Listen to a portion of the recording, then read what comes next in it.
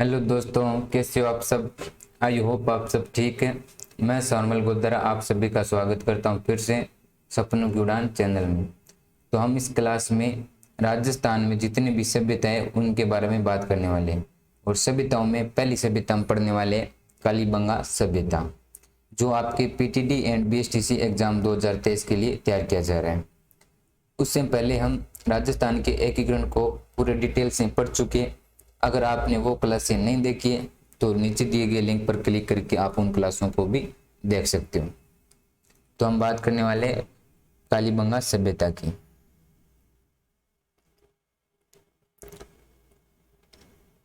तो कालीबंगा सभ्यता के बारे में पहली बात यहाँ पे आपको लिखी हुई है, ये एक आपकी कांस्य युगीन सभ्यता है। कालीबंगा कैसी सभ्यता है? कांस्य युगीन मतलब उस समय कौन से धातु का ज्यादा इस्तेमाल किया जा रहा था? तो कांस्य। तो ये एक कांस्य युगीन सभ्यता है।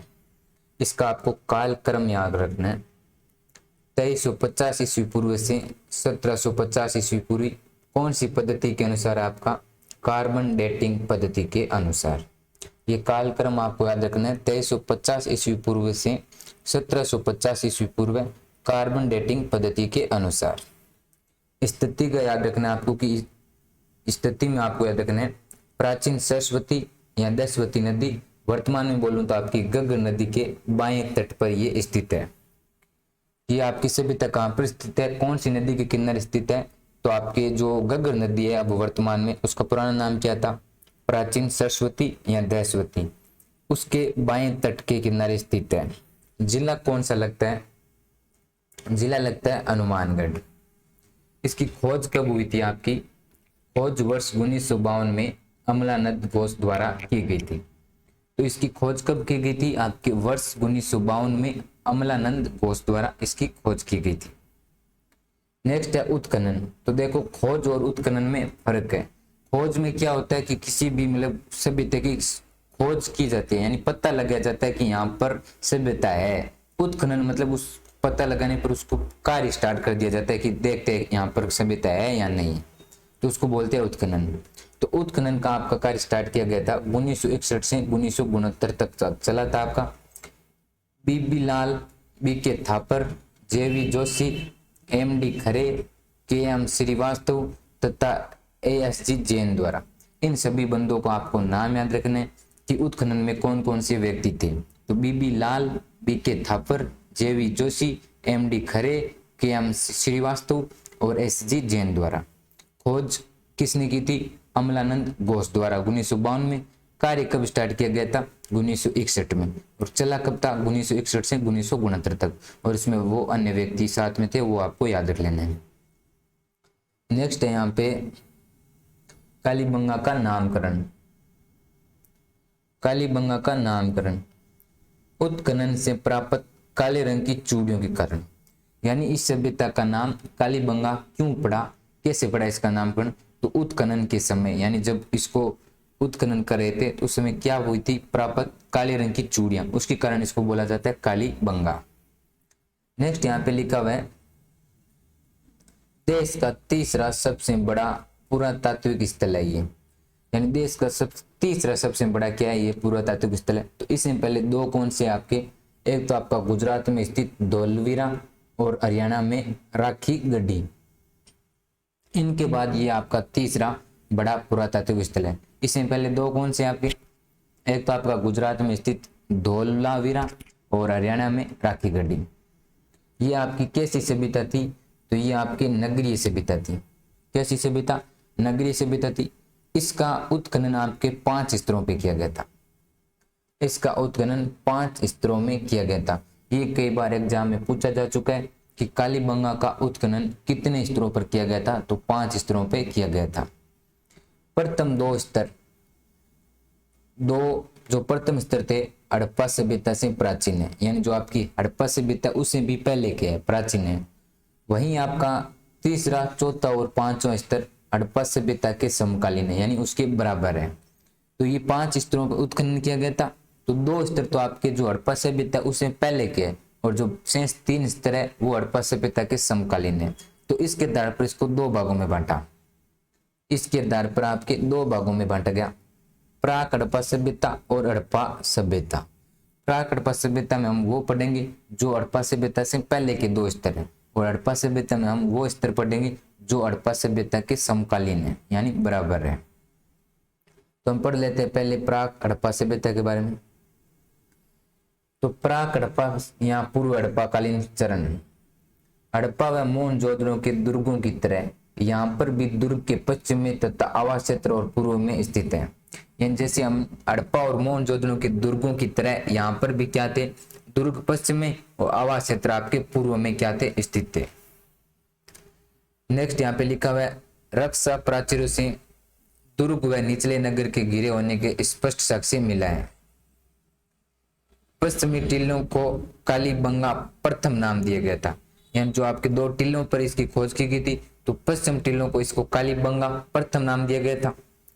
फिर अब इसकी हम विशेषताएं पढ़ने वाले हैं। आपके प्राक हड़प्पा सभ्यता की पहली विशेषता है नगर निर्माण, कि उस समय नगर निर्माण किस प्रकार से किए जाते थे। नगर निर्माण आपके समचतुर्भुजाकार मिट्टी की रक्षा प्राचीर के अंदर आवासों का निर्माण, यानी चारों ओर आपकी समचतुर्भुजाकार मिट्टी की दीवार बनाते थे और उसके अंदर आपको नगर की स्थापना करते थे। सूर्य तपी ईंटों से दीवारें बनती थी और इन्हीं मिट्टी से जोड़ा जाता था। सूर्य तपी ईंटों का क्या मतलब उस समय इस प्रकार आपके इस अग्नि से नहीं तपाई जाती थी। जो आज के समय में भट्टे बनाए जाते हैं ना, उसमें सूर्य की गर्मी से ही ईंटों को क्या किया जाता था, पकाया जाता था। तो सूर्य तपी ईंटों से ही दीवारें बनती थी और इन ईंटों को आज जैसे हम सीमेंट या बजरी से इनको जोड़ते हैं, उसमें इनको मिट्टी से ही जोड़ा जाता था। फिर हमें याद रखना है मार्ग की चौड़ाई 5 लेके 5.5 मीटर तक आपके, यानी जैसे यहाँ पे नगर जैसे भी होते इनके बीच में आपके चौड़ाई कितनी होती थी, 5 से लेके 5.5 मीटर। नगर की सड़कें कैसी थी, नगर की सड़कें थी पक्की। तो ये हो गई आपकी नगर निर्माण की विशेषता। नेक्स्ट विशेषता देखते हैं हम आवास की, कि आवास कैसे थे। तो जिसमें आपकी कच्ची ईंटें होती थी उससे आवास बने जाते थे। ईंट का आपका साइज दिया हुआ है यहाँ पे, साइज यानी आपकी लंबाई ऊंचाई चौड़ाई 30 गुना 15 गुना 7 सेमी निर्मित होती थी ईंटें। मकानों में दालान 4-5 बड़े कमरे व कुछ छोटे कमरे और मकानों के आगे चबूतरे भी होते थे। यानी मकानों के अंदर कुछ 5 बड़े ऐसे मोटे कमरे बनाए जाते थे, कुछ छोटे कमरे बनाए जाते थे। यहाँ पे एक ब्रह्मांड भी रखा जाता था, जो पहले लिखा हुआ दालान, फिर आगे चबूतरा भी हुआ करता था। इस प्रकार इनकी क्या थी, विशेषता थी। कमरों के फर्श को चिकनी मिट्टी से लीप दिया जाता था। कहीं कहीं पक्का ईंटों से के फर्श भी दिखाई देते हैं। जैसे आज भी हम देखते हैं कुछ कच्चे फर्श होते हैं ना, उसको चिकनी मिट्टी से क्या कर दिया जाता है, लीप दिया जाता है। कहीं कहीं पर आपके ईंटों को भी फर्श दिखाई देते हैं। मकानों की छत कैसी थी, आज तो हम आरसीसी करते हैं या इनको हम ऊपर और भी लगाते हैं, लेकिन उस समय मकानों की छत आपकी निर्मित होती थी जिनकी लकड़ी की बल्लियों से बनाया जाता था और छत पर जाने के लिए सीढ़ियां भी देखी गई थी। तो उस समय आपकी छत कैसे होती थी, लकड़ी से बनी होती थी, लकड़ी की बल्लियों से बनी होती थी। बल्ली का मतलब मैं कैसे समझाऊं आपको, जैसे आज भी हम देखते हैं किसी के घर के आगे अगर गेट नहीं है तो वो क्या करते हैं, एक इधर और एक इधर से, उसके बाद बीच में ऐसे लकड़ी रखती है ना, उसको बोलते हैं लकड़ी की बल्ली, जो अब आपको बहुत ही कम देखने को मिलेगी। क्योंकि पहले ये होता था सिस्टम जहाँ पे गेट नहीं होते थे, सिर्फ आपके दोनों तरफ से ऐसे कुछ भी रख के उसके ऊपर एक यहाँ पे ऐसी लकड़ी रख दी जाती थी, उसको बोला जाता था बली। तो पहले छत कैसे होती थी, लकड़ी की बलियों से। मकानों में चूल्हे के भी अवशेष मिले हैं, यानी मकान थे आपके, उनके आपके अंदर क्या थे, चूल्हे। चूल्हे बोलूँ तो आप समझ रहे होंगे, इतनी तो लैंग्वेज। चूल्हे जिसमें आपको रोटी पकाई जाती है, सब्जी पकाई जाती है, तो मकानों में चूल्हे के अवशेष भी मिले हैं। मकानों की नालियां, शौचालय, भट्टियों और कुओं में पक्की ईंटों का प्रयोग किया गया है। यानी मकानों में आपकी नालियों का इस्तेमाल किया गया उस समय भी, कि नाली बनाई जाए पानी निकालने के लिए, शौचालय भी बनाया हुआ था, भट्टियों भी बनाई हुई थी और कुओं में आपकी पक्की ईंटों का प्रयोग किया गया था। कालीबंगा का एक फर्श हड़प्पा काल एकमात्र ऐसा उदाहरण है जहां अलंकृत ईंटों का प्रयोग हुआ है। इस पर भी प्रतिच्छेदी व्रत का अलंकरण है। अलंकरण का मतलब कालीबंगा के फर्श पर आपके चित्रित किया गया है, अलंकृत मतलब उस पर कुछ न कुछ ईंटों पर चित्र बनाए गए हैं। नेक्स्ट देखते हैं हम नेक्स्ट देखते हैं हम जल निकासी प्रणाली कि यहाँ पे आपको जल कैसे बाहर किया जाता था। जल निकासी प्रणाली में लकड़ी की नाली के अवशेष प्राप्त, यानी उस समय आपके पाइप तो होते नहीं थे, तो ताकि आपके उस पाइप से आप जल कहीं भी आप बाहर निकाल दोगे। निकासी का मतलब जल को बाहर निकालना, निकासी करना। तो उस समय कैसे किया जाती थी? लकड़ी की नाली से, यानी कोई भी ऐसी पेड़ खोजा जाता था जिसको अंदर से क्या होता था, वो खोखला होता था, उसके माध्यम से आपको पानी क्या निकाला जाता था? बाहर निकाला जाता था।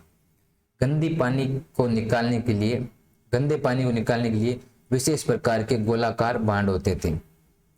नेक्स्ट लिखा हुआ मर्दान। मर्दबान विशेष प्रकार के पात्र राजस्थान में सर्वप्रथम सोंती से प्राप्त हुए थे, इसलिए इन्हें सोती मर्दान परंपरा नाम दिया गया है। यहाँ प्राप्त मर्दान मतलब आपके वो जो मटके होते हैं ना, घड़े, उनको बोले जाते हैं। हड़प्पाकालीन मृदंड 6 उपभागों में विभाजित किया गया है मृदंडों को। इनमें विभिन्न प्रकार के घड़े हैं। मैंने बोला था आपको क्या बोला जाता है इसको? घड़े। तो इनमें विभिन्न प्रकार के घड़े हैं। तस्तरियां, लघु पात्र, कटोरे, ये प्रमुख हैं। अलंकरण के लिए लाल धरातल पर काले रंग का ज्यामितीय पशु पक्षियों का चित्रण भी मिलते हैं। किस पे मिलते हैं? मटकों पे। किसका अलंकरण मिलता है? आपके धरातल पर काले रंग का जो ज्यामितीय पशु पक्षियों का चित्रण मिलता है घड़ों पर। विभिन्न प्रकार के घड़े हैं। तस्तरियां, लघु पात्र, यानी छोटे, कोई ऐसे हम आज भी छोटे मोटे पात्र होते हैं ना मटक आपकी मिट्टी के, उस प्रकार के क्या आते हैं? आपके बर्तन। यहाँ से प्राप्त मिट्टी के बर्तन एवं उनके अवशेष पतले एवं हल्के हैं। उनके सुंदरता एवं सुडलता का अभाव है, यानी उतना सुंदर नहीं है, सुडलता नहीं है, लेकिन यहाँ से मिट्टी के बर्तन मिले हैं। बर्तनों का रंग कैसा था? लाल है, जिन पर काली व सफेद रंग की रेखाएं खींची गई है। तो ये आपके मटकों के बारे में विशेषता हो गई। नेक्स्ट है कृषि के बारे में विशेषता कि कृषि कैसे की जाती थी उस समय। जुते हुए खेतों के अवशेष प्राप्त संस्कृत साहित्य में उल्लेखित बहुधा दानायक क्षेत्र यही था। जुते हुए खेतों के अवशेष कैसे मिलते हैं? जैसे कि आज भी मतलब ऐसे जुते हुए खेत के ऐसे आपको ऐसे मिल जाएंगे, जैसे ऐसे लगता है कि खेत जोते हुआ है ऐसे। तो इस प्रकार क्या मिले थे? जुते हुए खेतों का अवशेष मिले थे। घग्गर नदी के बाएं किनारे पर स्थित खेत 3री शताब्दी ईसा पूर्व के संसार भर उत्खनन से प्राप्त खेतों में ये पहला है। खेत में ग्रिड पैटर्न की गर्तधारियों के निशान है जो एक दूसरे के समकोण पर बने हुए हैं। यानी जो आपके खेत में ग्रिड पैटर्न, यानी जैसे इस प्रकार समकोण, इस प्रकार क्या बनाया गया? अल बनाया गया इस प्रकार। तो समकोण होते हैं। 2 तरह की फसलों का आपको एक साथ उगाया जाता था, चना व सरसों एक साथ उगाया जाता था। तो ये आपकी कृषि के बारे में डिटेल है। तो हमने एक आपकी सभ्यता के बारे में पढ़ लिया। दूसरा आपका हड़प्पा समकालीन पढ़ लेते हैं चरण। हड़प्पा या हड़प्पाकालीन चरण। विशिष्ट लोगों के निवास हेतु मुख्य प्रसाद, साधारण जनता के लिए निम्न प्रसाद का निर्माण, जो एक दूसरे से 40 मीटर चौड़े मार्ग द्वारा विभाजित था। यानी आपके जो मुख्य लोग होते थे उनके बीच में और जो नॉर्मल लोग इनके बीच में कितनी दूरी होती थी? 40 मीटर के चौड़े यहाँ पे दूरी होती थी मार्ग में। इधर आपके सामान्य लोग रहते थे, उधर आपके विशिष्ट लोग रहते। इस प्रकार 7 अग्रिवेदिकाएं प्राप्त हुई जो आयताकार हैं। क्या पद? 7 अग्रिवेदिकाएं। डॉक्टर दशरथ शर्मा ने कालीबंगा को सिंधु सभ्यता की 3री राजधानी कहा। पहली हड़प्पा और दूसरी मोहनजोदड़ो, तीसरी किसको बोला? आपके कालीबंगा सभ्यता को। सिंधु वही सिंधु जिसे हमने यहाँ पे देखा था ना पहले। नेक्स्ट देखते हैं हम लिपि, यानी किसी भी सभ्यता में लिपि भी तो होती है, लिखने की उनकी लिपि। लिपि किसे कहते हैं? किस वहां पे भाषा में किए जाने वाले प्रयोग चिन्हों को क्या कहा जाता है? लिपि कहा जाता है। तो सेंधव लिपि थी यहाँ पे। कैसी लिपि थी? सेंधव। इसे पढ़ा नहीं जा सका। ये लिपि दाएं से बाएं ओर लिखी जाती थी। यानी हम तो लिखते आप ऐसे बाएं से दाएं, इस प्रकार लिखते हैं हम, लेकिन ये कैसे लिखी जाती थी? दाएं से बाएं लिपि लिखी जाती। तो इस प्रकार इसको पढ़ी नहीं जा सकती थी। कैसी लिपि थी यहाँ पर? सेंधव लिपि। नेक्स्ट लिखा हुआ है यहाँ पे मोहर, यानी मोहर कौन सी थी? तो यहाँ पर मिट्टी से बनी सार्वधिक मुद्राएं अथवा मोहरें मिली थी। यहाँ से प्राप्त बेलनाकार मोहरे मेसोपोटामिया की मोहरे जैसी हैं। यहाँ पे कैसी मोहरें मिली थी, जैसे आप आज देखते हो, आज तो आपकी कैसी चल रही है, पैसे चल रही है कागज की, उसमें आपकी इस प्रकार बेलनाकार भी क्या थी, मिट्टी की मोहरें थी, जो बिल्कुल किसकी लगती है, आपकी मेसोपोटामिया की मोहरों जैसी लगती है। मूर्ति कला की क्या विशेषता, दूसरे में मिट्टी से बना कुत्ता, भेड़िया, चूहा और हाथी की प्रतिमाएं मिलती हैं। पंख फैलाए बगुले की प्रतिमा, भगवा 3 मानवाकृतियां मिली है। माटी की वर्षाकृति कला कोष्ठ की दृष्टि से विशेष उल्लेखनीय है। तो मूर्ति कला में आपके मिट्टी का बना कुत्ता, भेड़िया, चूहा और हाथी की प्रतिमाएं मिली है। पंख फैलाए बगुले की प्रतिमा, भगुरावस्त में 3 मानवाकृतियां मिली है।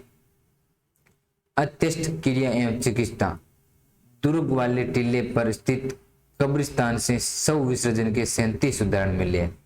यानी जो क्रिया वगैरह होती थी चिकित्सा की, उसके समय भी डॉक्टर वगैरह की चिकित्सा मिलती है।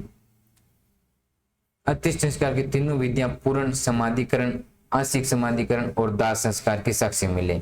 यानी उस समय भी आपका जब मृत्यु हो जाती थी तो क्या दी जाती थी, समाधि भी दी जाती थी, और आपका संस्कार भी किया जाता था, और आपकी दाह संस्कार भी किया जाता था। नेक्स्ट है यहाँ पे, ये एक युगल सावधान तथा अंडाकार कब्रें भी प्राप्त हुई थी। एक युगल सावधान तथा अंडाकार कब्रें भी प्राप्त हुई थी, यानी कब्रें जिस प्रकार इस प्रकार अंडेदार कब्र भी प्राप्त हुई थी। एक बच्चे के कंकाल की खोपड़ी में 6 छिद्र मिले हैं, जिसे मस्तिष्क शोध बीमारी के इलाज का प्रमाण माना जाता है। ये शल्य क्रिया का प्राचीनतम उदाहरण है। यानी उससे ये पता लगाया जा सकता है कि एक बच्चे की जो कंकाल है उसमें 6 छिद्र मिले, उसका मतलब कहीं ना कहीं उस समय भी ऑपरेशन का कार्य होने लग गया था। तो इसे ये किस प्रकार की चिकित्सा का पता चलता है, शल्य क्रिया का। 650 ईस्वी पूर्व भूकंप की जानकारी उत्खनन से प्राप्त हुई भूकंप का प्राचीनतम साक्ष्य है ये। संभवतः घग्गर नदी के सूखने से कालीबंगा का विनाश हुआ था। ये तो आपके अंदाज लगे जा रहे हैं। नेक्स्ट यहाँ पे प्राप्त प्रमुख अवशेष कौन कौन से, ये आपको याद रखने हैं। प्राक सिंधु काल के स्तर से एक दुर्ग, बेलनाकार मोहरे, मिट्टी की मोहरे, चूड़ियां एवं हल, अलंकृत ईंटें यानी ऊपर ईंटों पर कलाकारी गई, खिलौने, बैलगाड़ी, चूड़ियां, चाकू और कुल्हाड़ियां, तांबे के औजार, कांच के मणिये, जूते हुए खेत, सड़कें, बस्ती, गोल कुएं, लकड़ी की नालियां, पत्थर के सिलबट्टे, गाड़ी के पहिए, चाक निर्मित मर्दांड, मकानों में धनी लोगों की आवास अलग अलग, और साथ आपकी अग्रदेवा बेलनाकार तंदूर। तो ये सब प्राप्त प्रमुख अवशेष थे। नेक्स्ट यहाँ पे लिखा हुआ है कि कालीबंगा को दीनहीन बस्ती भी कहा जाता है। कालीबंगा का अन्य नाम किससे जाना जाता है, आपको दीनहीन बस्ती भी कहा जाता है। कालीबंगा में मात्रा सत्तात्मक परिवार की व्यवस्था विद्यमान थी। यानी उस मात्र सत्तात्मक परिवार कौन सा होता है, जिसमें ज्यादा आपकी माता की चलती हो। तो कालीबंगा में मात्रा सत्तात्मक परिवार की व्यवस्था विद्यमान थी। पाकिस्तान के कोट दीजी नामक स्थान पर प्राप्त पुरातात्विक अवशेष कालीबंगा के अवशेषों से काफी मिलते जुलते हैं। पाकिस्तान के आपके कौन से नामक स्थान पर, कोट दीजी नामक स्थान पर पुरातात्विक अवशेष कालीबंगा के अवशेष से काफी मिलते जुलते हैं, क्योंकि हनुमानगढ़ जिला आपका पाकिस्तान के पास में तो लगता है। तो अगर एक सभ्यता बसी होगी उस समय, तो ये थोड़ी था उस समय पाकिस्तान भारत 2 देश थोड़ी बटे हुए, तो मिलने जुलने का इसमें कोई बड़ी बात नहीं है। कालीबंगा आपकी सिंधु सभ्यता का एकमात्र ऐसा स्थल है जहां से मातृ देवी की मूर्तियां प्राप्त हुई है। सिंधु सभ्यता का एकमात्र ऐसा स्थल है जहां से मातृ देवी की मूर्तियां प्राप्त हुई है। वर्ष 1961 में कालीबंगा अवशेष पर भारत सरकार द्वारा 90 पैसे का डाक टिकट जारी किया गया था। ये कई बार एग्जाम में पूछा जा चुका है। राज्य सरकार द्वारा कालीबंगा से प्राप्त हुए अवशेषों के संरक्षण हेतु वर्ष 1985-86 एक संग्रहालय की स्थापना की गई थी।